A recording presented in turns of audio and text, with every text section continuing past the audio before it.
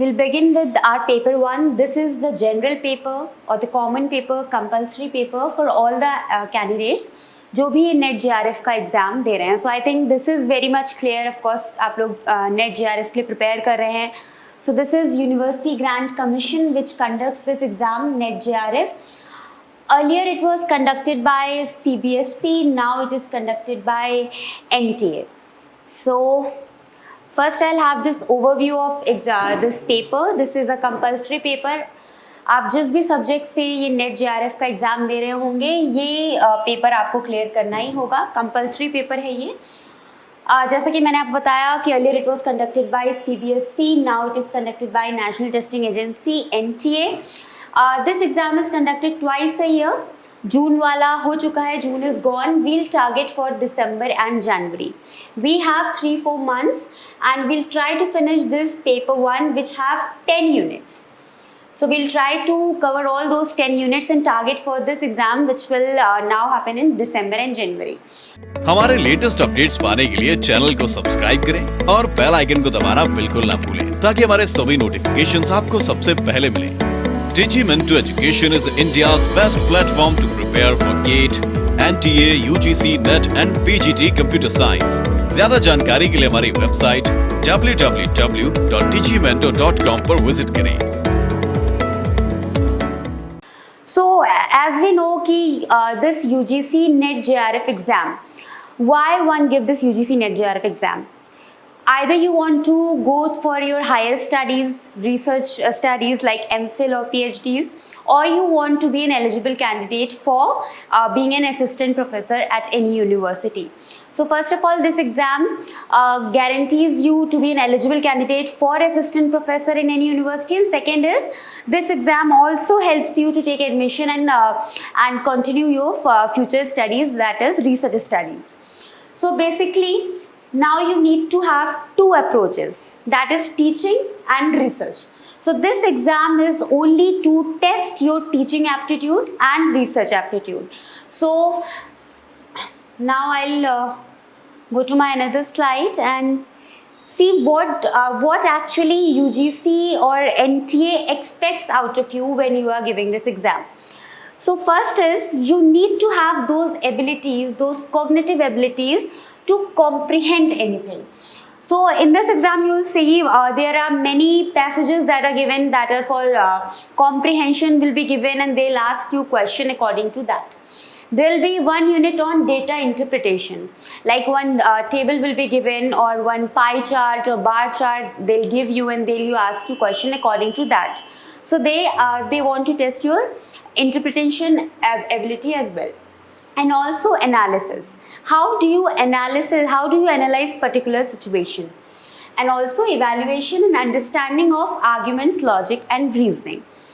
Now they also want to have this general awareness about teaching, research. So one unit is on teaching, another unit is on research, and also education system.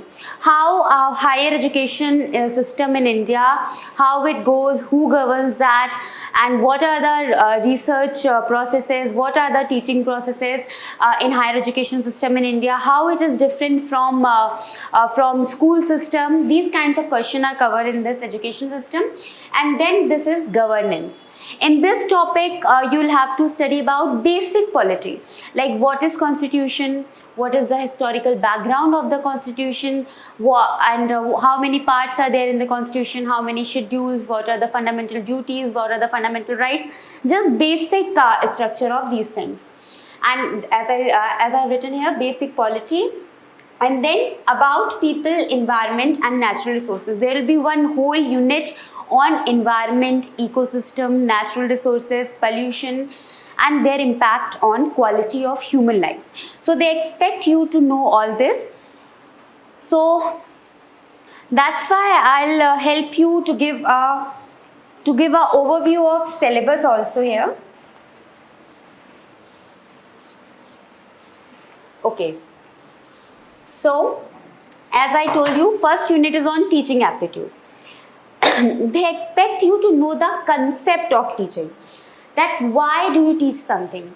As I tell you, this is basically an exam. After that, you can pursue your research studies, your MPhil and PhDs and all. So they want to know what is the concept, what according to you is the concept of teaching. You will be eligible for assistant professor post after qualifying this exam. So what does teaching mean for you? How will you teach something? And also, what is the objective of teaching? There will be like MCQs question which will come on objective of teaching, objective of research, and I'll of course help you in solving that. And also the learner's characteristics. This is very important. There will be a lot of questions which we will be solving on relation between teaching and learner's characteristics. So they'll ask you about the difference in adolescence and adult learner.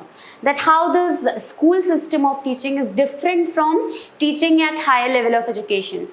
And also when I say individual difference and also learner center and teacher center, what do we mean by when I say teacher centered level of teaching or learner centered level of teaching?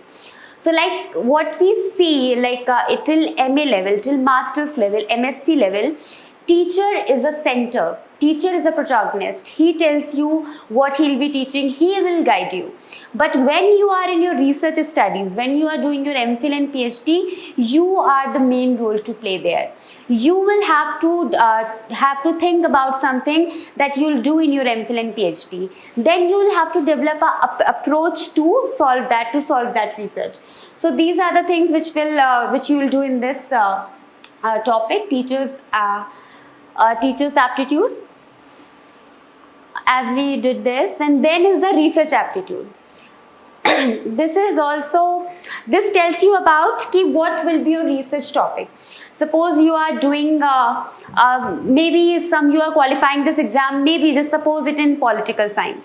Then what will be your research topic? Suppose you want to analyze or you want to research on level of education, on status of primary level education in India. Maybe if you are trying to research on that, then what is your hypothesis? Why do you want to research on that? And if you want to research on that, what will be your method to do that research? Will it be experimental? Will it be descriptive? Will it be historical, qualitative or quantitative? So these are the questions that we'll cover in this section, research aptitude. This qualitative and quantitative method, you will hear it many times, that difference between qualitative and quantitative methods. I'll give you an overview of this because this is very important in this topic of research aptitude. So qualitative research is basically when you go and interview someone. When you go and interview those students who are in primary education or their parents or their teachers, that what are the problems they are facing, what are the challenges. So this open-ended conversation. So these open-ended conversations which are subjective in nature. That is, whatever they are saying, you are trying to make a sense out of that. And this quantitative is objective. That is based on data. Like you are trying to derive your result or conclusions out of the data or the samples available. Like 8 students out of 10 said that education system needs to be improved. So this is quantitative. Now you are saying, if you are saying that 3 students said these are the problems which they face at their homes, in their schools, so this will be qualitative. So these are the kinds of research, this will be like research aptitude which you need to develop if you are going for higher education and doing your research proposals. Then of course you will write theses and articles. And at the end we'll also study about research ethics. Like there are certain ethics to research. Like you cannot copy paste something which someone has already said.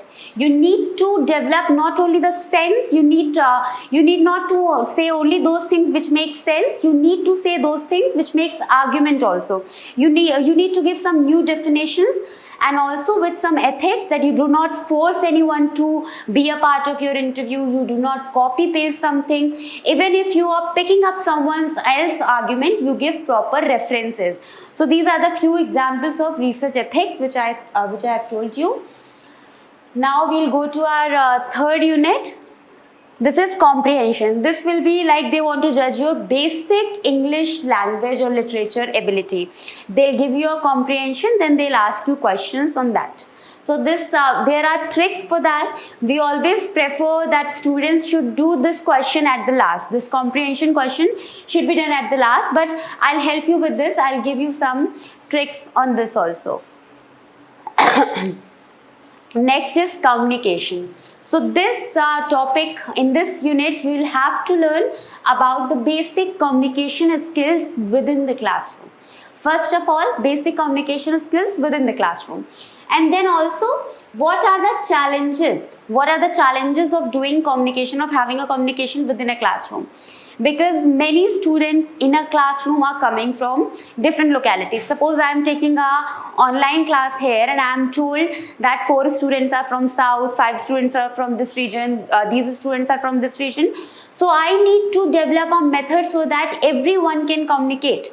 We need to develop a language to facilitate this classroom communication.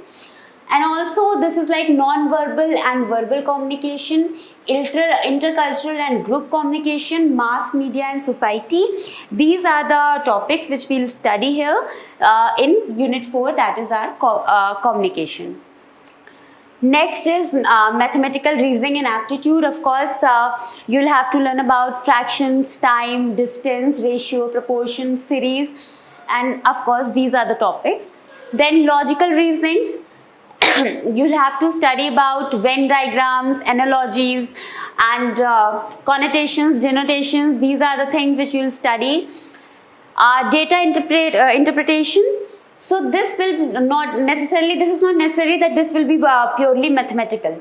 Sometimes they can give you charts like this, ki this is year 1995, this is year 1996, this is year 1997, and these are production level like 10, 20, 30, and this and this. When is the production maximum? You'll say in 1997. They'll ask you when is the production least? You'll say in 1995. So these are the questions which they'll ask you in data interpretation. Information and communication technology. So this unit actually seems very easy, but it is not. Actually, they ask very confusing questions sometimes because it is basically on abbreviation and terminologies. They'll ask you the meaning of certain terms. They'll give you certain abbreviations and ask you to expand that. And basic of audio, video conferencing, internet, and higher education, ICT and governance. Like, now go back to our topic 1, unit 1. When I said about teaching aptitude and changing methods of teaching aptitude, innovations in teaching aptitude. So with time and technology, method of teaching has changed a lot. Like today I am teaching you an online class. Like in universities also these days, they try to accept admission form through online processes.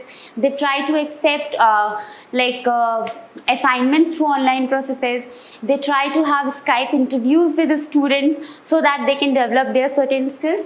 So now the unit 1 and unit 8 is actually very much related, and they ask you questions which are very much related, that how changing technology and communication skills is changing teaching method itself. So this is your unit 8. Now next is, these 2 units are actually very descriptive. Unit 9 is on people, development and environment. So they ask differences between millennium development and sustainable development, millennium goal and sustainable goals. Also difference between growth and development, human and environment, anthropogenic activities, like those activities which creates pollution, those human activities which creates pollution and their impact on human life. Also various environment issues which are local, regional and global. Also basic about air pollution, noise pollution, water pollution, waste, hazardous waste, radioactive waste and solution to that, and also climate change and how does it change socio-political, economic and cultural dimensions as well. So these are the basic things which they try to know out of you in this unit. Now next is okay, so Last is this higher education system, in which they try to know about the education system that has existed in ancient India, how it has changed after independence, in post-independence period, and what is its situation in contemporary times. Also some conventional methods and non-conventional method of learning programs in India. What is professional, technical and skill-based education, and also education related to environment. This is very much related to part 9, but this part of policies, governance and administration is something very different, and this is like very important part. They ask a lot of questions on this part.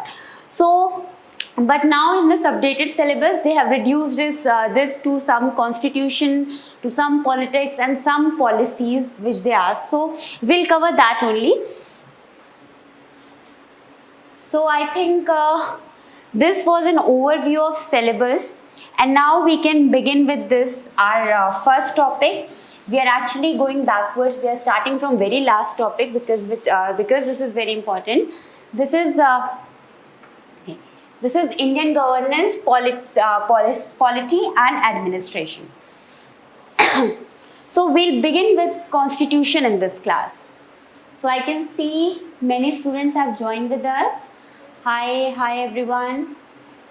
So okay, you can keep on asking questions in this live chat. I'll try to keep a track of this. So we'll begin with this, with our lesson, constitution.